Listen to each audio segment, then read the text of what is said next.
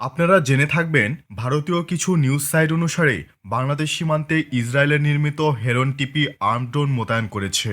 এমতো অবস্থায় বাংলাদেশ সেনাবাহিনী ও বিমান বাহিনীর উচিত land based counter drone system ক্রয় ও মোতায়েন করা। যাই হোক, গত সপ্তাহে বাংলাদেশ বিমান বাহিনীর জন্য দুই সিস্টেম অ্যান্টি ইউএভি সিস্টেম ক্রয় সংক্রান্ত একটি টেন্ডার আহ্বান করা হয়েছে।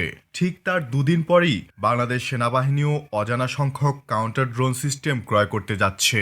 এজন্য ইতিমধ্যেই ইভালুয়েশন নোটিশ জারি করা হয়েছে, অর্থাৎ বাংলাদেশ সেনাবাহিনী ও বিমান বাহিনী উভয়ই কাউন্টার ইউএভি সিস্টেম ক্রয় করার জন্য পদক্ষেপ গ্রহণ করেছে। ইউরোপ ও অন্যান্য দেশ থেকে এসব সরঞ্জাম সংগ্রহ করবে সেনাবাহিনী। এসব কাউন্টার ইউএভি সিস্টেম যে কোনো মিলিটারি ড্রোন ভূপাতিত করতে সক্ষম।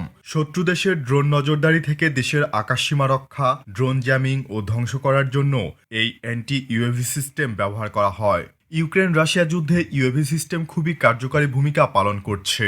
এজন্য প্রতিটি ইউনিটের নিরাপত্তার জন্য কাউন্টার ইউএভি সিস্টেম এখন অবিচ্ছেদ্য অংশ।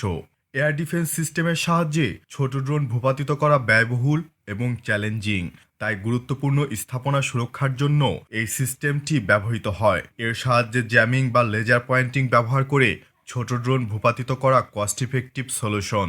Land base anti UAV system এমন প্রযুক্তি যা ড্রোন এবং অন্যান্য ইউভি হুমকি শনাক্ত, ট্র্যাকিং এবং ভূপাতিত করতে ব্যবহার করা হয়। এই সিস্টেমগুলো বিভিন্ন সেন্সর এবং প্রতিরক্ষা প্রযুক্তি ব্যবহার করে।